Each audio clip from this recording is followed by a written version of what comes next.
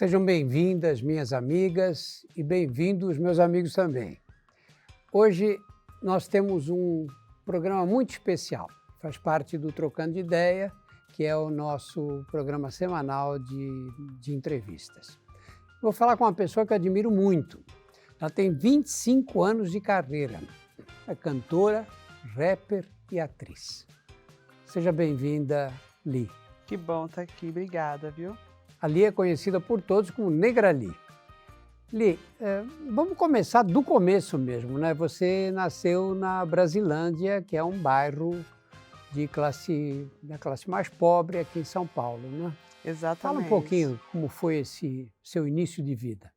Zona Norte de São Paulo, Vila Brasilândia, é um bairro que eu amo, aquele lugar é apaixonante. Quem vai e conhece Brasilândia sabe.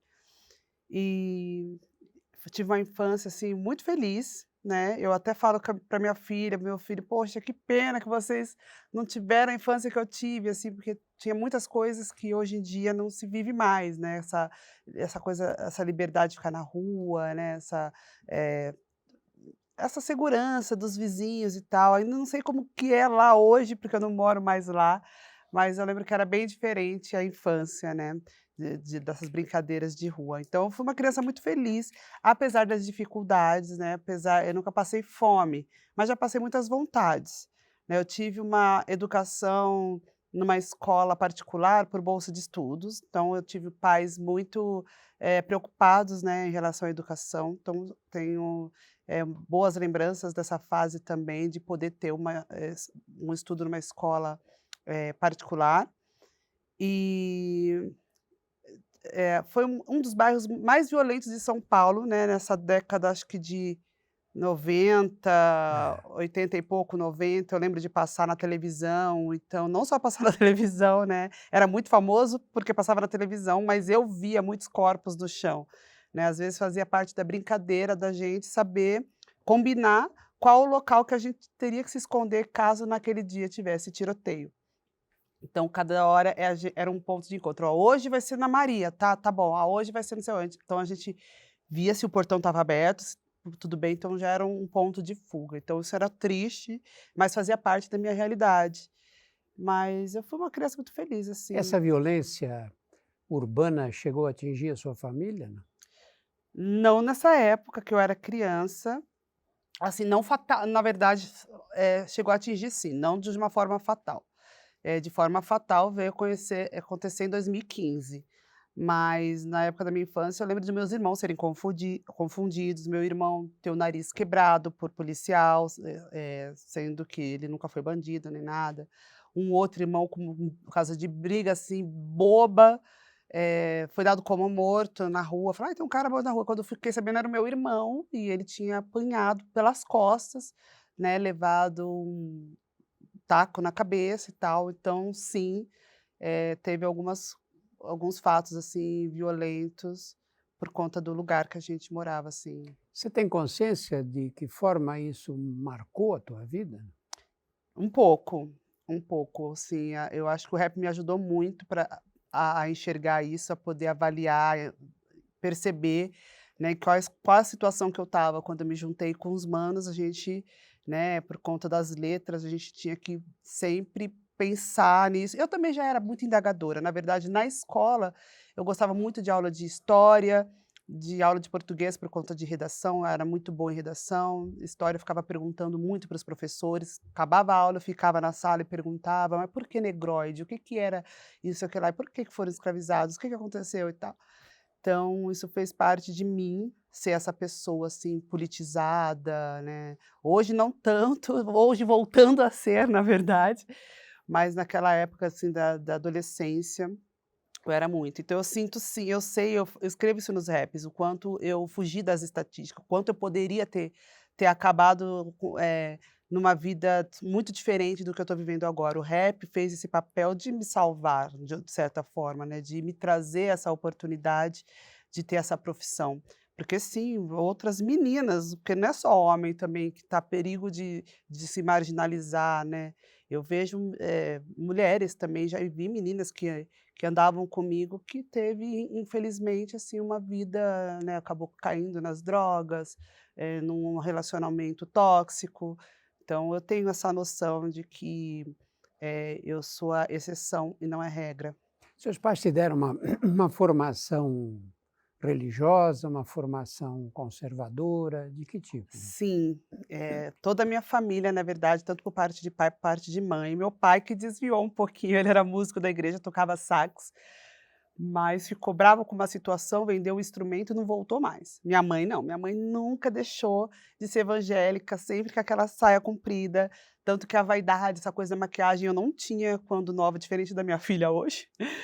E eu sou evangélica até hoje, lá para os meus 20 e poucos anos eu parei um pouco de ir para a igreja e tal, mas depois de casada tratei voltar, então eu tenho muito, assim, muito orgulho, né, da nossa fé, né, e da minha família, assim, do que minha mãe passou para mim, do que hoje eu passo para os meus filhos, é o que me ajuda muito, eu me agarro na minha fé. Por isso que hoje eu fico muito feliz, né, de estar participando do tema da novela, de cantar o tema da novela com um assunto que tem muito a ver com a minha vida e com a minha família. E tendo uma formação dessas, como é que você se aproximou do rap? Foi através da escola. Eu estava na sala de aula, um amigo meu falou: "Olha, você canta bem", porque eu vivia cantando em rodinhas, né, tanto na rua para os amigos, tanto quer dizer, faziam rodinhas para me ouvir. Eu começava a cantar, as pessoas se rodeavam. E aí na sala de aula eu cantava Whitney Houston, eu cantava Embromation, né, eu cantava tudo que tocava na rádio, né, então eu gostava muito de pop, de música romântica. E aí depois de um tempo comecei a cantar Gabriel Pensador, e que mais, assim, Gabriel Pensador e Marcelo D2, né, o Planet Hemp. E aí os amigos gostavam de ouvir. Uma vez um amigo meu na sala de aula ouviu eu cantar e falou: "Meu, você canta bem, eu tenho um grupo de rap, você não quer fazer parte?". Eu tinha uma backing vocal, ela saiu, você podia fazer. Eu falei: "Ah, tá bom", isso eu tinha 15 anos, isso antes mesmo do RZO, até hoje eu esqueci o nome do grupo, mas eu cantei nesse grupo por um tempo, até que o RZO me viu. Quando eu decidi que seria o último show com esse grupo, que eu falei: "Ih, não tá dando não, gente, eu tô ficando doente, a gente tá andando muito a pé".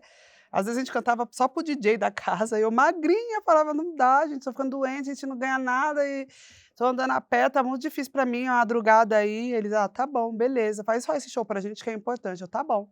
Falei pra minha irmã: "Lília, vem me ver cantar porque eu vou sair desse grupo, é o último Como show". era formado o RCO?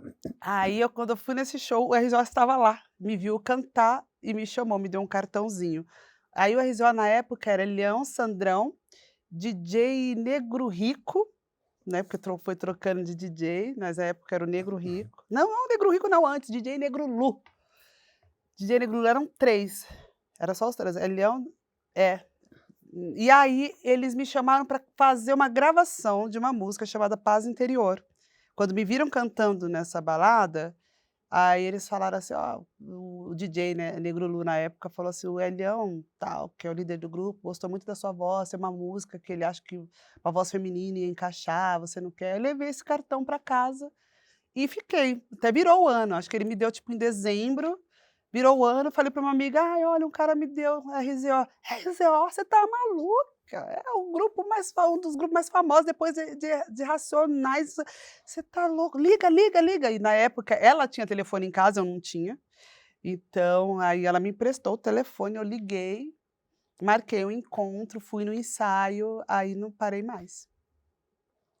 E qual foi a tua impressão, assim, de sair de uma formação religiosa e de repente cair no meio do rap?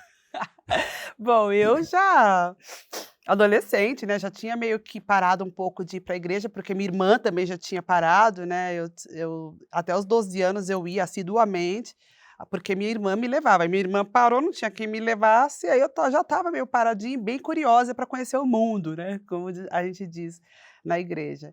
Então para mim não foi muito, acho que até meio parecido até, porque o rap é uma, digamos, não chega a ser uma religião, mas ele tem uma idealização de lutar pelos mais oprimidos, né, por justiça social, pelas, né, causas nobres. Então acho que tem um pouco a ver, cara, não tinha como. Principalmente no grupo RZO, ou quando eu entrei, onde as ideias do Elião, as letras, né, falavam mensagens maravilhosas, colocavam as pessoas para frente, e eram acho que tinha tudo a ver comigo, acho que eu já tinha o rap dentro de mim antes desse convite e não sabia, sabe. E o rap era praticamente um ritmo de homens, não é? Eram os homens que cantavam Nossa. rap, não? Com certeza, dominado. Acho que tudo, né, de início era dominado, porque a gente veio, né, com esse sistema patriarcal, onde as mulheres ficavam dentro de casas e eram até proibidas de estudar, de sair. Então essas coisas foram gradualmente mudando, né, de uma forma lenta, né. Eu lembro da minha mãe, terminar os estudos escondida. Escondida não, mas assim, sem meu pai querer, sabe, assim, mesmo meu pai não querendo, ela foi, insistiu, mas se fosse outras mulheres poderiam ter desistido, então ela terminou depois dos 40 o estudo dela. Então para você ver, estava muito perto ainda de uma coisa que ainda não estava evoluída nesse quesito. Então no rap não poderia ser diferente, mesmo porque as mulheres estavam ocupadas, né, com a sua maternidade, que hoje eu sei como é que é, né. Eu parei a aula de músicas diversas vezes quando eu me engravidei, quando eu engravidei. Cada gravidez que eu tinha que parar de estudar, porque ficava muito longe, aí tinha os cuidados com a criança e tal. Então, não podia ser diferente, era muito Mas você começou 25 anos atrás a carreira, não é? 25 Nessa época, era é. muito raro mulher Eu rapper, não é? eu até via bastante mulheres, só que elas não tinham visibilidade, elas não tinham espaço, porque quem dominava eram os homens, não só os cantores, mas quem estava por trás eram homens. Então eles já discriminavam, né, porque eles eram machistas, então já, colocava a mulher como um segundo plano, não ouvia. Até hoje em dia, é difícil, a gente é sempre subestimada, sempre com aquele olhar de que acha que precisa de mais ajuda, será que entende, será que consegue? Então imagina naquela 2 décadas e meia atrás, era ainda mais. Então, tanto que eu comecei o rap sendo back vocal de um grupo, né, eu não tinha não era a principal. Então, eu me sinto abençoada até, porque o RZO já era um grupo diferente por querer uma mulher dentro do grupo, né, já era um pouco mais desconstruído nesse quesito, porque outros falavam: Aqui mulher não entra". Mas eu lembro de várias coisas que eu ouvi, tipo, não pode saia, não pode dar risadinha, cumprimentar com beijo, então eu fui mudando, me lapidando, né. Eu acabei eh, me portando como os homens, né, tipo, então comecei a parar de sorrir, comecei a ter uma comunicação mais pode crer, sabe, tipo de monossílaba, dissílaba, mas só um Aquela linguagem pobre masculina, é. não é? Mas enfim, eu fui entender que muitas vezes eu fui podada e tal, depois que eu saí. E hoje eu converso, às vezes hoje não, alguns anos atrás, conversei com os manos a respeito disso e tal, a gente fala um pouco, a Ice Blue conversou uma vez comigo, não li. A gente fazia meio que isso para te proteger, ou seja, acho que nem eles replicavam uma atitude, né, passada pelos pais, pelos avós, acho que nem eles percebiam que estavam fazendo isso. Na cabeça deles, realmente, eles achavam que, tipo assim, eu era a princesa do grupo, a irmã mais nova, então tinha que, E eles né te protegiam. era uma forma de proteção, tipo, porque eles sabiam que podia dar ruim se eu colocasse uma saia, eles sabiam os parceiros, o público que eles tinham, então acho que meio que era para proteger, E como é sabe. que você se sentia no meio desse bando de homens? Então eu ficava muito quieta, tipo, você me observava, ficava entrava muda, saía calada, só cantava mesmo. Então ficava bem quietinha no camarim, cheio de fumaça ali no cantinho, e só cantava e ia embora, observava muito. Eu sempre fui observadora, um pouco tímida, então isso ajudava um pouco. Então eu não era muito faladeira, não era muito de me colocar, de falar, tal, ouvia muito. Isso é legal, né, porque quem ouve mais, acaba absorvendo mais. Claro. Então eu aprendi muito também. O Elião também me ensinou as técnicas, como eles faziam o rap, como fazer, como então eu observava aquilo, então acho que eu aprendi na melhor escola, né, porque o RZO é um dos maiores grupos de rap nacional. Então foi uma bênção ter começado ali. E o que te levou a sair dessa confusão e tocar a vida sozinha? Cara, é difícil, né, tipo, quando você vai tomando consciência, quando você vai também sendo vítima de relacionamento tóxico, quando você vai perceber umas coisas, a convivência fica um pouco mais difícil. E aí quando eu me vi preparada para alçar novos voos, principalmente pelos convites, né, o Chorão, do Charlie Brown, chamou o RZO para cantar no disco dele.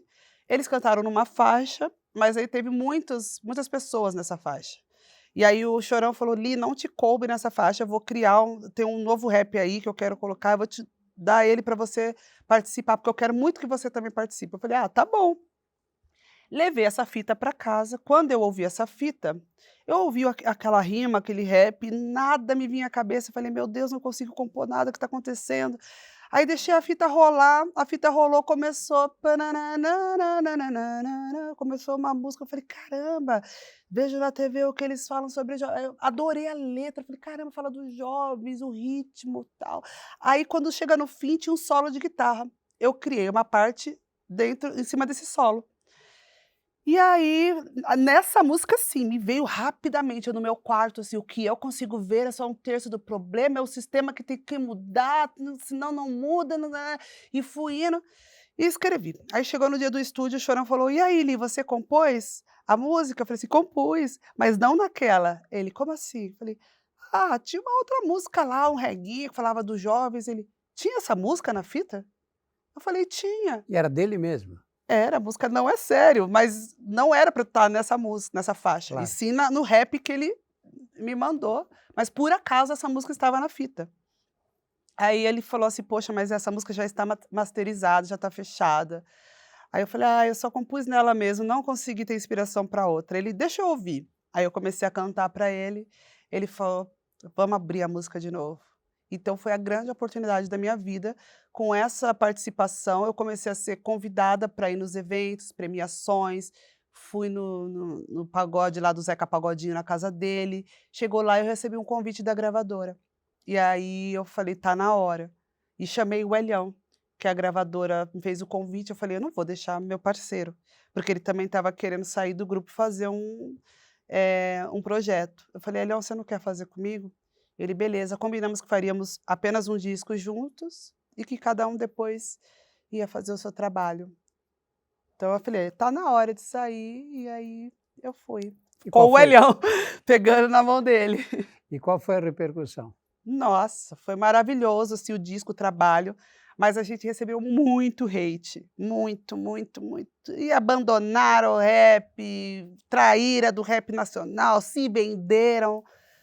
O Elião não aguentou muita pressão, ele falou: "Li, para mim muito difícil". E aí eu como mulher acabou sendo um pouco mais, né, aliviaram um pouco mais, mas ele acho que foi mais cobrado, porque a gente começou a tocar na televisão, na novela, tema de novela, e para cantar nos programas e tal, e aí o pessoal falava que aquilo era se vender, que não tinha que ir pra televisão, como assim e tal. Então foi lindo, porque é um disco maravilhoso, eu tenho muito orgulho desse disco, né.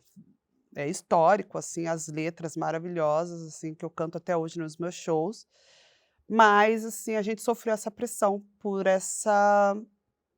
por ter modificado um pouco, a gente começou a tocar com banda, porque era a nossa vontade, né, o Elião é muito musical, o Elião veio da Bahia, ouvia muito rock, o Elião gostava, também tinha essa diversidade musical nele, então a gente juntou as nossas ideias e fez esse disco. Mas não foi fácil. Mais difícil ainda foi quando eu fui para minha carreira solo. Aí o bicho pegou. Por quem?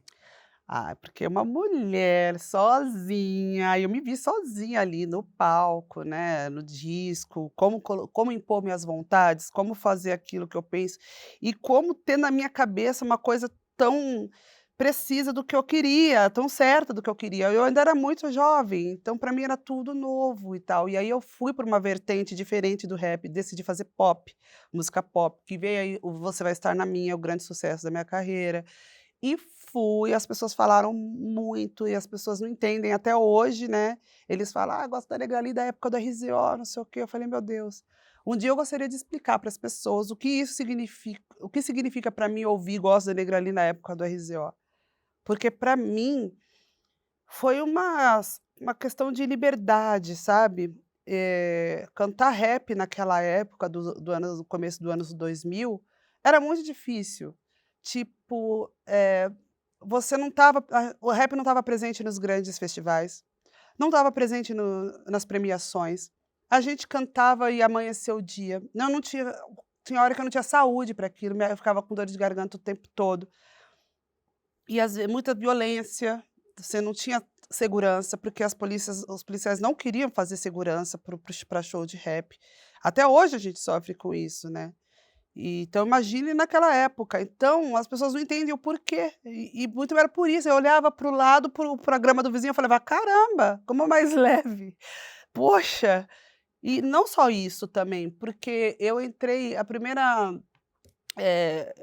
vez que eu comecei a estudar música foi no coral da USP, e lá eu cantava do Erudito ao Popular, então eu tive, quando eu tive esse encontro com essa diversidade musical, eu falei: "Caramba, eu posso tudo. Nossa, minha voz encaixa aqui, minha voz encaixa aqui, minha voz encaixa aqui". Então eu me apaixonei. Depois ainda que eu fui estudar na Groove, uma escola de música onde a gente aprende sobre o improviso, sobre jazz, sobre blues, aprende a ouvir jazz e blues. Eu falei: Que é isso? Fórmula". E vai acompanhando, fórmula, tônica, quarta, você aprendeu a ouvir jazz. Eu falei: Que é isso?". Aí eu me apaixonei, eu falei: "Minha gente, eu posso mais".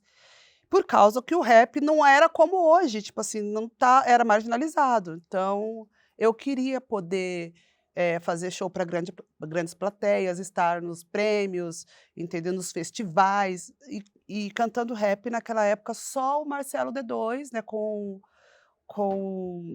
o Planet Hemp, depois a carreira solo, ele estava mais presente nesses lugares, mas fora ele era muito difícil estar, presente nesses lugares. E quando foi que a tua carreira começou a deslanchar mesmo, começou a Foi ir em para frente? 2006, com o 2006. disco Negra Livre, aonde tem o Você Vai Estar na Minha.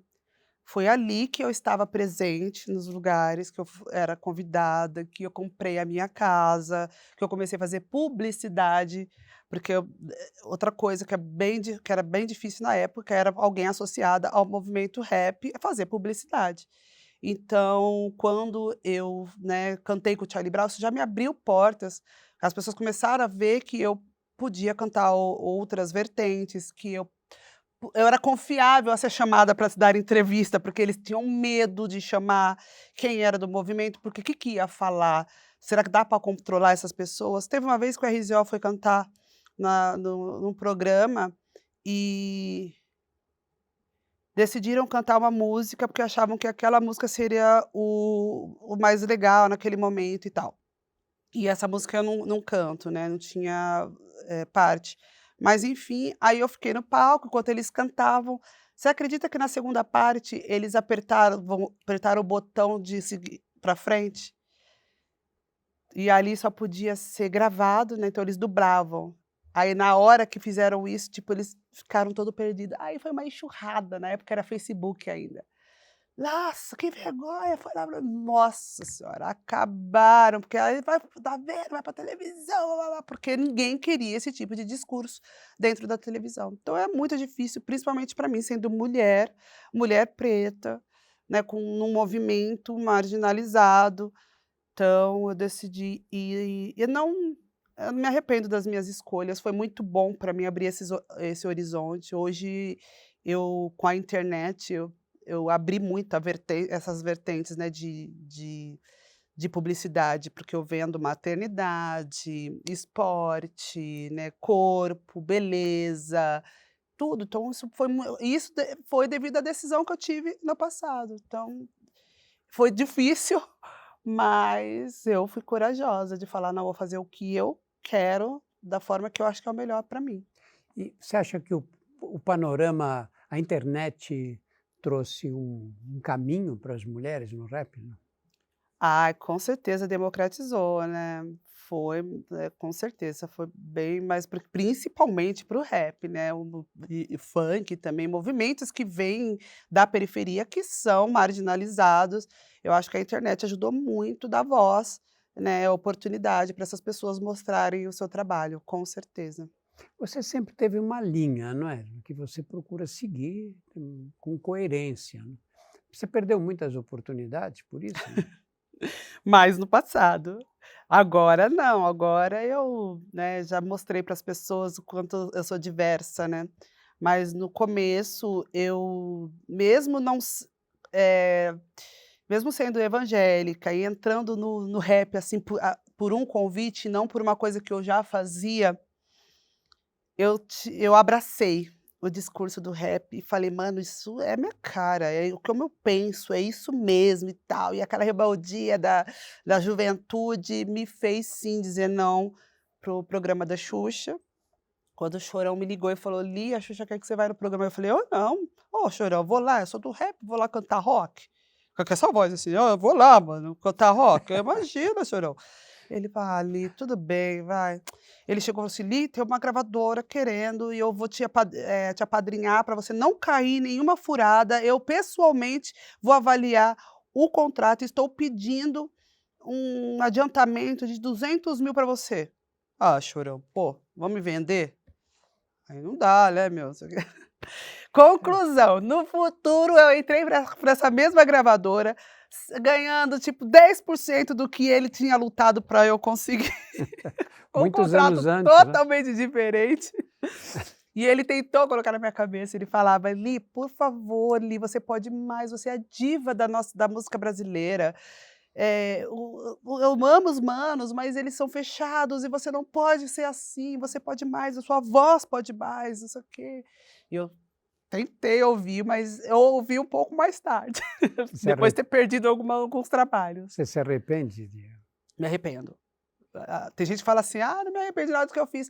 Nessa parte, assim, eu me arrependo sim, porque hoje eu sei o quanto é importante você ter alguém de confiança te dando a mão para um contrato, na hora de assinar um contrato.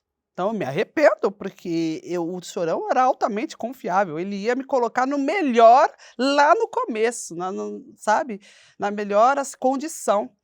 E eu falei que não pela minha mente fechada. Então me arrependo sim de algumas atitudes e uma delas foi essa. Você foi a primeira cantora de rap do Brasil a assinar contrato com uma gravadora internacional. E que impacto teve na sua carreira esse contrato? Eu fui perceber depois. Primeiro eu fiquei muito feliz, né. Primeiro eu estava lá, levando o rap para tocar como, tema de novela, de personagem e tal.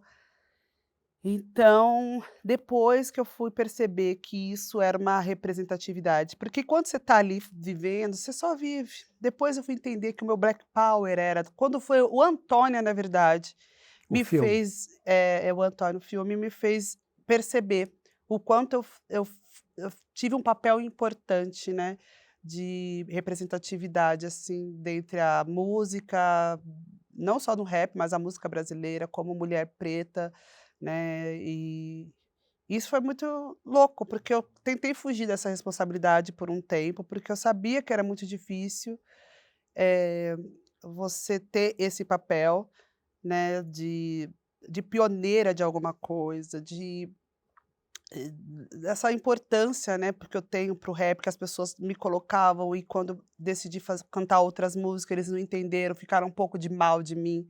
Então eu percebi isso por um tempo e fiquei no limbo da música por um tempo, porque, para o novo público eu ainda estava: "Opa, quem é essa menina, o que ela quer?", e para o público que já me conhecia: "É, você se vendeu, você não é mais do rap, você não sei o que lá". Então foi muito difícil, assim, para mim durante uma época, mas hoje eu tenho, nossa senhora, eu abracei essa causa, esse título e sou muito, muito feliz, assim, pela oportunidade de ainda estar atuante, né, e me atualizando dentro desse cenário novo, depois de tantos anos, acompanhar, né, e ver essa mudança e olhar para as pessoas e falar assim: "Tá vendo? Agora vocês me entenderam? Agora vocês podem, agora vocês estão aí livre fazendo o que querem, agora vocês não estão estranhando pessoas que já estão chegando dessa forma", e ainda me cobro. Quando eu faço um post de biquíni, por exemplo, eu ainda vejo comentários: "Quem te viu, quem te vê. Nossa, cadê o rap? E cadê a minha", como se, tipo assim, todas as pessoas têm rede social. E acham que nós artistas, não podemos ser pessoas físicas também nas redes sociais. Eu uso biquíni, eu vou à praia, eu nado na piscina. Então, se a gente coloca nas redes sociais no nosso dia a dia o que a gente faz, a gente posta. Agora, tem o culpa se eu tenho baita no corpão, gente? Ai, olha, vocês parem, viu? Vocês param com isso. Deixa eu fazer meus posts de vez em quando de biquíni. Ali, fala um pouco dessa sua incursão no cinema com o filme Antônia. Foi muito legal, porque com 15 anos, antes da música, eu fiz um curso de teatro, cinema, televisão. Então já era uma paixão atuar. E quando veio essa oportunidade, veio a calhar, assim, porque juntei com a música, né? E é quase um documentário, né? O Antônia, e quase autobiográfico, né? Porque a Tata fez uma entrevista com todas nós, e acabou que o filme foi na Brasilândia, o lugar onde eu nasci. Conta a história de mulheres que faziam parte de um grupo, depois fizeram o seu próprio grupo, eram de um grupo de homens, backing vocals de um grupo masculino, e fizeram o seu trabalho. Tinha a mãe evangélica como a minha mãe, um pai músico como o meu pai era. Então, e aí a vida imitou a arte, né? Porque no filme eu sou mãe da menininha, e minha primeira filha, meu primeiro filho foi uma menina, que é a Sofia. Então foi muito legal. Até hoje eu falo assim, eu falava, nossa, não, até hoje não, depois desse trabalho eu falava, eu preciso atuar com um papel diferente para saber se eu realmente sou atriz. Porque ali se Era confundiu você. ali com a Liliane, com a minha realidade. Então eu só fiz ali, principalmente porque o texto era muito livre, né? Não tinha. Não tinha texto, a gente que improvisava, assim, na hora, ela só falava assim, ó, o contexto. Você vai, então, o pai da sua filha vem aqui, você não sei o que lá, e você não quer não sei o que lá. Então, chegava e falava assim, você não sei o que, vai embora. Porque... Então, a gente acabava colocando o nosso jeito de falar, tudo. Então, foi um trabalho maravilhoso. Depois disso, nunca mais parei. Sempre que eu posso conciliar, eu faço as duas coisas. Adoro atuar, adoro. E o casamento? Interferiu com a tua carreira? Qual dos casamentos? Casamento da música, casamento... Não, o casamento Brincadeira. mesmo. Meu relacionamento amoroso, meu casamento foram 14 anos. Não teve problema nenhum, inclusive ele era músico, né, o meu ex é músico, a gente trocava muito com isso, era muito legal, ele já chegou a cantar junto comigo nos meus shows, né, quando ele não estava fazendo tantos shows assim, eu acabava chamando ele para os meus shows, para dar uma força e tal. Era uma relação legal, porque os 2 eram músicos, então acho que, não foi isso que atrapalhou a relação não. E você conseguiu, apesar da carreira, essa coisa, viagem, show e tal, conseguiu estar presente em casa com seus filhos? Eu consigo ser presente o máximo que eu posso. O que eu faço? Eu vou no último voo, volto no primeiro, né, isso é uma coisa até que eu comecei a relaxar um pouco mais, eu falava: "Meu, por que tanto?". Eu parei um pouco de romantizar a maternidade, eu romantizava demais.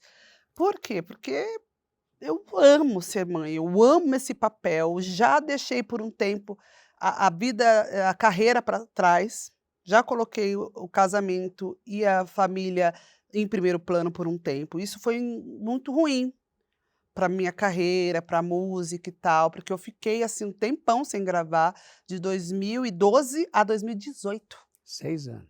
6 anos sem gravar por conta disso, eu coloquei a maternidade em primeiro plano, e o que que acontece? A criatividade vai embora, porque a sua mente vai se ocupando com outras coisas, com outros afazeres. Eu amava tanto aquilo, tanto estar com meus filhos, tanto aquela vidinha, ficar em casa, que na hora de show eu fazia: "Eu tenho que viajar, eu tenho que fazer isso", eu já estava assim.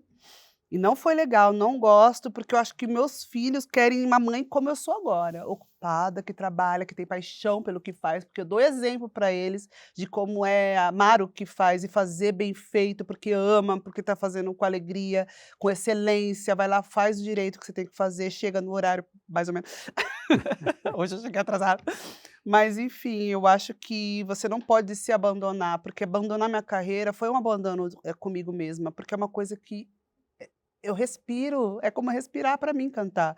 Eu amo fazer isso, eu nasci para isso, nasci para unir as pessoas, porque desde antes de cantar profissionalmente, quando eu abria a boca eu unia as pessoas. que as pessoas faziam? Vinham ao meu redor, vinham ficar juntas, ouvindo aquilo, sabe, refletindo sobre aquilo que eu estava falando. E nessa fase que você se dedicou à maternidade, à vida familiar, você abandonou a carreira mesmo? Sim, de certa forma sim. Era o meu ganha-pão, né, abandonar completamente eu não podia, mas eu estava fazendo mecanicamente. Estava fazendo porque eu precisava da grana, eu ia lá, fazia meu show, voltava correndo para casa, já queria viver aquilo ali que eu estava vivendo. Parei um pouco com os estudos, sabe, tipo, parei de ir atrás. Não foi só a maternidade, também.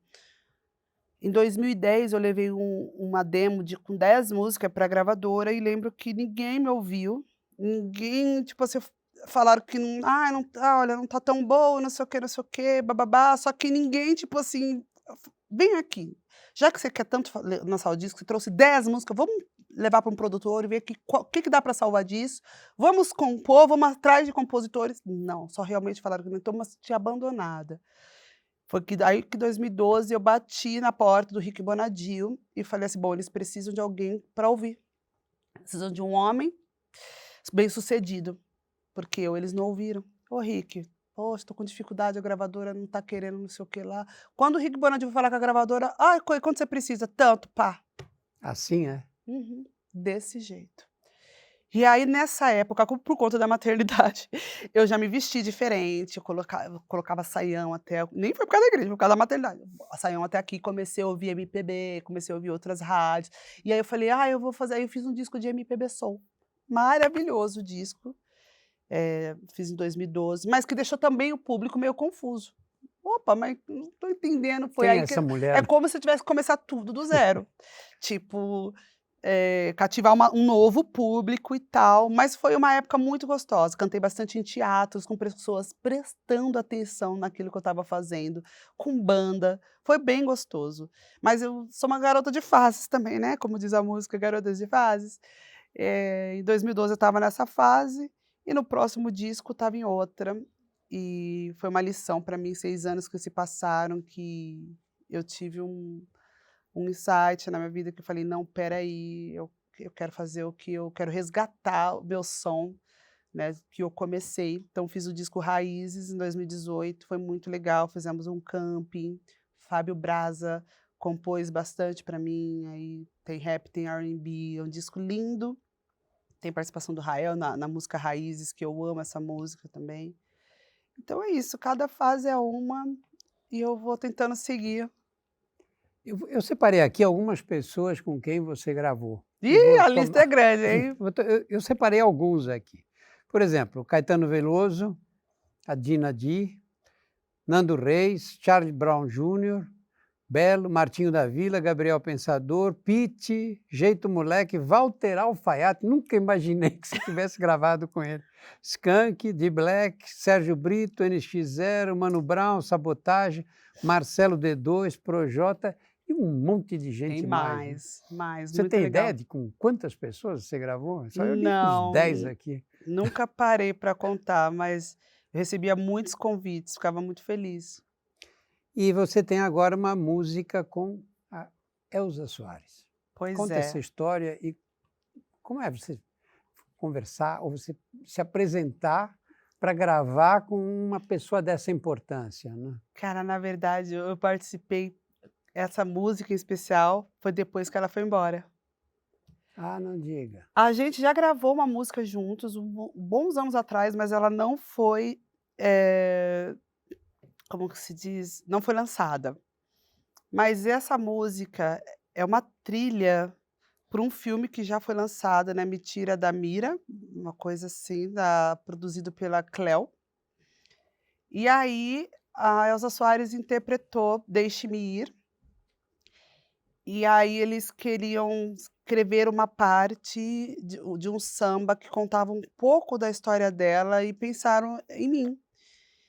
E tinha pouco tempo que ela tinha ido, e aí me mandaram essa mensagem, eu falei: "Ok, mas você precisa estar no estúdio amanhã às 11 da manhã". Eu falei: "Nossa, e isso falaram para mim 9 da noite, 10 da noite, sei lá". Eu falei: "Não, tá bom, ok". E aí quando eu fui dormir, você acredita que ela veio no meu sonho?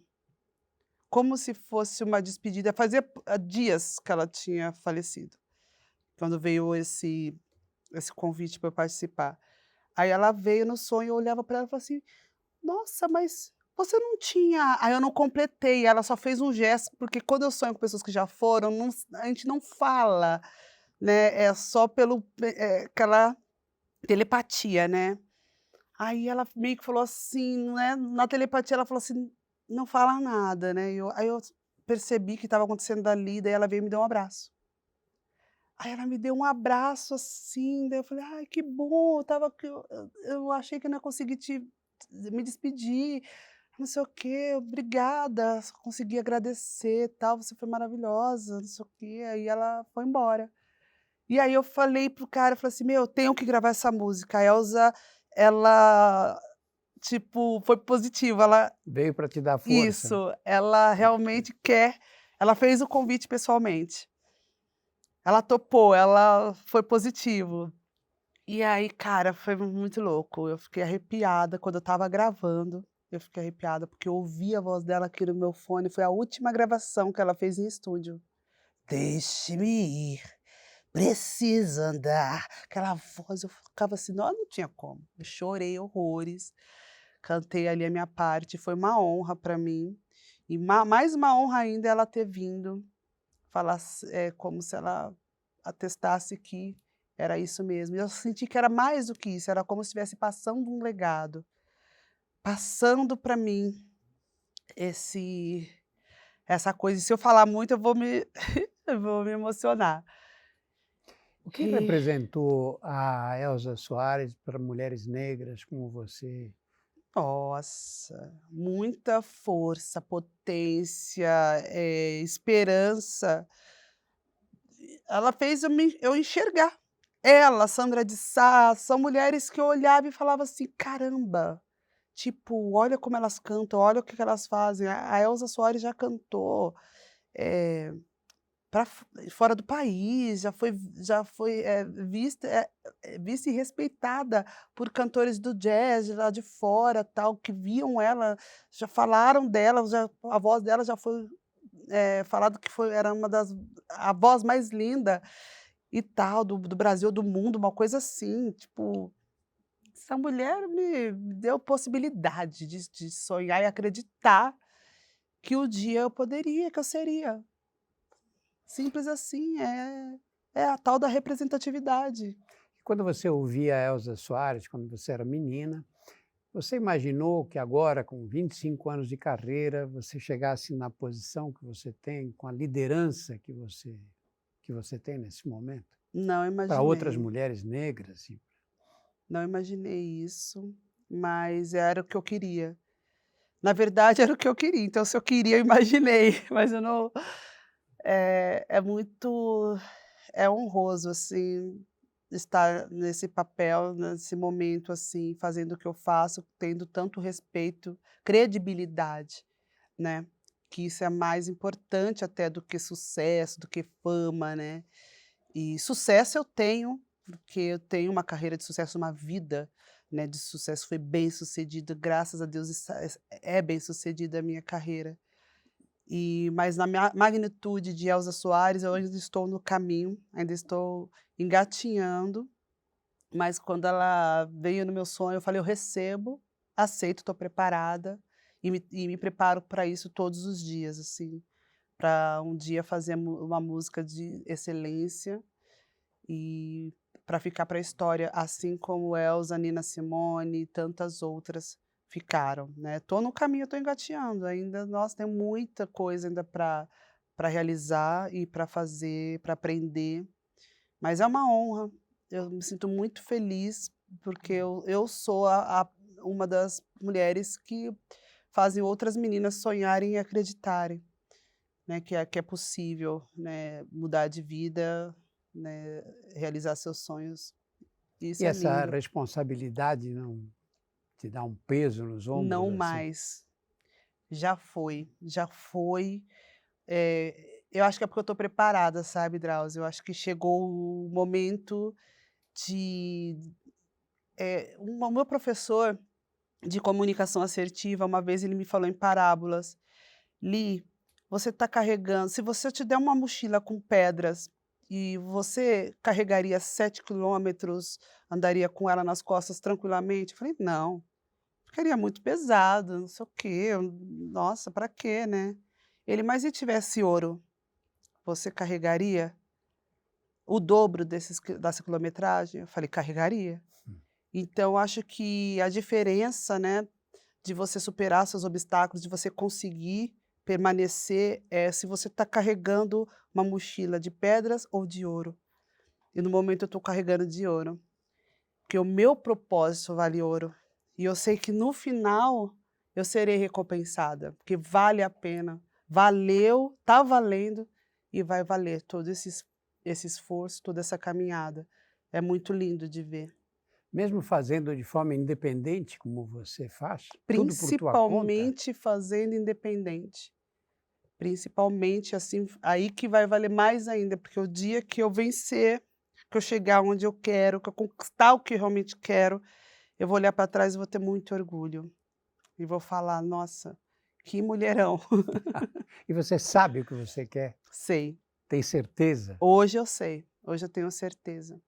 É para isso que eu luto todos os dias. do que você quer. Mudar, mudar a situação de pessoas, das mulheres pretas, ser porta-voz, continuar sendo porta-voz da periferia. A pessoa que vai fazer as pessoas acreditarem que pode, a pessoa que vai abrir espaço, que vai dar emprego, porque se eu abrir a minha empresa, eu posso ajudar pessoas, empregar pessoas. Então eu tenho muito o que fazer, eu quero que no futuro, o futuro seja diferente, eu quero que a minha filha já é diferente, já pensa, tem uma segurança, autoestima bem diferente do que eu tinha. Então eu quero para os meus netos, eu quero fazer história para não só meus filhos, né, todas as pessoas, né, como Angela Davis fala, né, quando uma mulher preta se movimenta, toda uma sociedade se movimenta com ela. Eu fui ajudada por muitas mulheres pretas no meio do caminho. A mãe de uma amiga que pagou meu curso de teatro, a minha mãe, muitas mulheres pretas passaram na minha vida e me apoiaram, porque elas entendiam a minha dor, sabiam da minha necessidade, era como tipo: "Por favor, vai por nós". Minha mãe mesmo fala: "Filha, você canta". E é um sonho que eu tive, que eu não podia na minha época, imagina, nem pensa nem sequer mas era um sonho aqui dentro escondido e você está fazendo, filha. Então é isso. Entendeu? É por nós, pela é a ancestralidade que está vindo com forte, assim, dentro de mim. É aquele poder ancestral de fazer pelos que já foram, fazer valer toda essa luta e enxergar um futuro diferente. Eu quero que no futuro diferente seja o futuro seja diferente, seja melhor. Venham pessoas, pretas em posições, né, de diretoria, CEOs, empresários, donos. Entendeu? Eu quero que seja diferente e que se através de mim eu conseguir levar pelo menos 1.000.000 Você a falou da pensar diferente, a agir diferente, a ser você falou melhor. da líder americana Angela Davis, né. Que outras mulheres negras te inspiraram e te inspiram até hoje? Olha, minha mãe já é uma grande inspiração para mim, foi a primeira mulher preta que eu observei, que eu assisti na Como é que minha ela chama? vida, Neuza, Dona Neuza. Que eu ficava vendo, assim, na cozinha, que eu ficava vendo ela trabalhar fora. Meu pai bebia e ela tinha que sustentar, perdia o em meu pai perdia os empregos, ela fez um bar, levantou um bar dentro do quintal. "Você quer é bar que você gosta? Então espera aí". Levantou um bar no quintal, colocou as coisas dentro, colocou a bebida, os salgadinhos, as coisas, "Tó, é isso, então você vai trabalhar aqui, você vai ficar aqui, então, para não ficar nos bar por aí". Uma puta mulher que foi lá, fez faculdade depois dos 40, fez pedagogia, se aposentou no primeiro emprego que entrou até o fim, trabalhou, entrou nesse trabalho quando eu nasci, foi numa creche, depois ela virou professora de desenvolvimento infantil. Então foi a primeira mulher que eu posso dizer que eu olhei e falei: "Pô, que resiliência", então ela me ensinou isso. Ela é viva ainda? É viva minha Mora na mãe. Brasilândia? Mora na Brasilândia. Hoje ela tá pensando em sair, porque ô mulher que falava que eu: "Mãe, aí quando?" Eu falava assim: "Ah, eu gosto daqui, eu gosto daqui". Mas hoje ela vê a diferença principalmente pelo silêncio, porque lá é, né, passa É, carro, é um povo musical, tocando, né. barulho de moto, não sei o quê. Mas assim, outra que é a Nina Simone, que canta, né, lindamente, de dentro para fora, aquela coisa linda, e sempre lutou pelas causas e falou coisas maravilhosas, assim, inspiradoras para mim. Eu gosto muito. Ixi, são tantas, Você sabe né. que a Nina Simone da minha geração, não é, eu acompanhei ela Ai, desde que desde sorte a menina, desde que sua. começou a cantar. E aí um dia eu ouvi o My Sweet Lord dos Beatles com ela. Nossa senhora, eu fiquei arrepiado agora de lembrar. Que Demais, né. coisa, não é? Essas cantoras negras norte-americanas, né, que tiveram mais oportunidades do que as negras brasileiras, né. Quantas, não? É, principalmente pela cultura, né, musical, pelo estudo, né.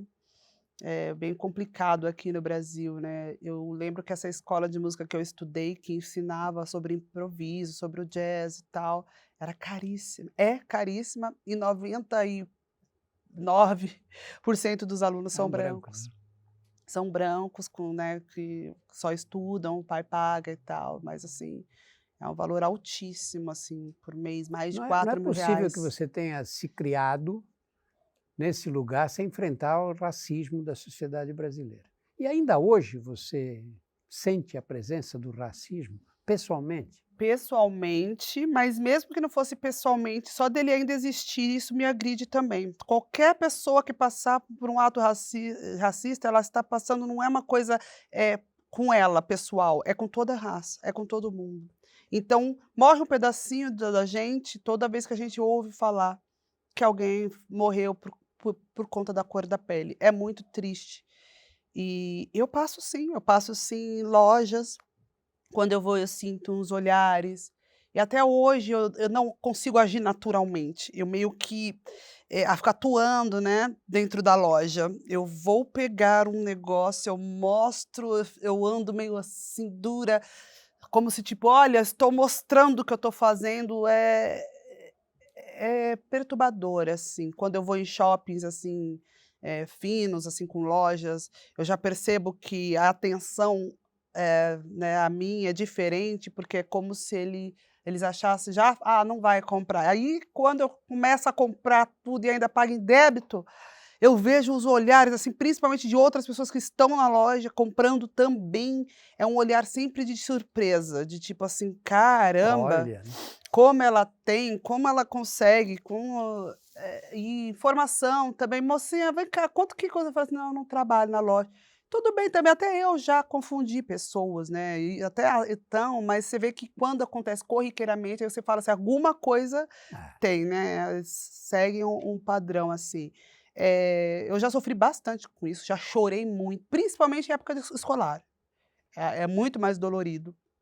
Quando ninguém te explica, né, eu me descobri negra na escola pela diferença, porque quando você é criança você não vê isso, você simplesmente é o que é, existe. né, claro. Aí quando você vê que tem que você é tratado de forma diferente, você vai entendendo por quê, aí quando começam a falar seu cabelo, aí da sua imagem, quando o menininho que você gosta, que é da mesma cor que você está gostando da outra que não é, aí você fala tipo: "Uai, espera aí", você vai colocando, vai entendendo, tomando consciência, então é dolorido no início, mas hoje em dia eu não sei, cara, às vezes eu vejo comentário me chamando de macaco, uma vez hackearam meu site, colocaram uma imagem do macaquinho, minha reação foi: "Ai, que bonitinho, que lindo", porque é um animal lindo, realmente, que eu acho bobagem esse tipo de, eu acho até meio, nem vou dizer infantil, porque a criança não é assim, né, é pura.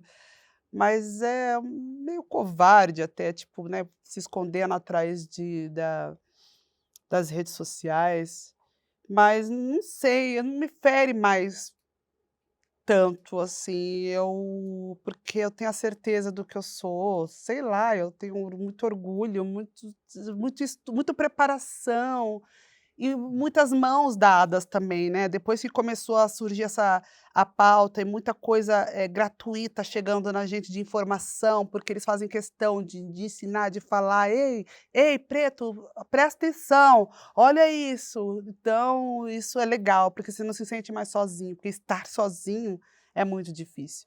Mas aí quando você tem um exército, né, de pessoas, assim, de intelectuais pretos, que você fala assim: "Ei, querido, eu vivo na mesma época de Djamila Ribeiro, Me Deixa em Paz, Thaís Araújo, Lázaro Ramos, sabe. Então você vai criando esse orgulho, né, Beyoncé, Jay-Z, todas essas pessoas. Isso porque eu tô falando da parte artística, né. E você tem esperança que a tua filha de 13 anos não precise passar pelo que você passou? Já não passa, já não passa. Graças a Deus, porque, na minha infância ninguém me preparou, minha família ninguém tinha essa coisa de letramento racial, assim, era muito distante, minha mãe não falava de racismo na mesa, assim, tudo só mesmo da igreja, entrega na mão de Deus, Deus é bom, não sei o quê, glória a Deus, então fui criada nessa coisa, nessa coisa de ser da paz, de tudo, tipo, dar outra cara, dar o outro lado, a outra face, essas coisas. Mas hoje minha filha não, ela cresceu sendo filha da Negrali. Então, para ela é muito mais fácil, né, porque eu já coloquei dentro dela: "Ei, ó, se liga, hein, cabeça erguida". Então ela já é uma das poucas negras na escola, mas já está super acostumada, é bilíngue com 13 anos. Eu lembro que a primeira coisa que aconteceu com ela, 5 anos de idade, ela voltou falando: "Mamãe, a menina falou que o meu cabelo é feio". Eu coloquei ela no espelho e falei: "Vem cá, olha lá, seu cabelo é feio?". "Não". "Quantas vezes você ouve que seu cabelo é bonito? Quantas vezes no dia?". "Ai, várias". "Então, importa o que essa pessoa está falando?". "Não". "Você acha o cabelo feio?". "Não". "Então, filha, só vai se tornando a verdade aquilo que você acredita". Você acha que ela tem orgulho da mãe que tem? Tem, ela fala isso. Ai, eu adoro, eu fico toda. Meu Deus do céu, principalmente ela tem 13 anos, e é uma idade que era pra estar tipo: não mãe, É. né". Não, ela é diferente, ela adora a minha companhia, a gente adora conversar junto, fazer coisas juntos, é muito legal. Li, nós temos que terminar. Não! Foi um prazer enorme estar aqui com você, conhecer você melhor, e acho que quem está nos acompanhando tem exatamente a mesma impressão. Muito, muito Nossa, obrigado. obrigada a você pela oportunidade de falar aqui abertamente. Siga o nosso canal e ative as notificações para você poder receber, ser avisado dessas entrevistas. Uma entrevista maravilhosa como essa que nós fizemos com a Li, vulgarmente chamada de Negrali. Essa mulher maravilhosa. É, Parabéns, valeu, muito querida. obrigada, viu.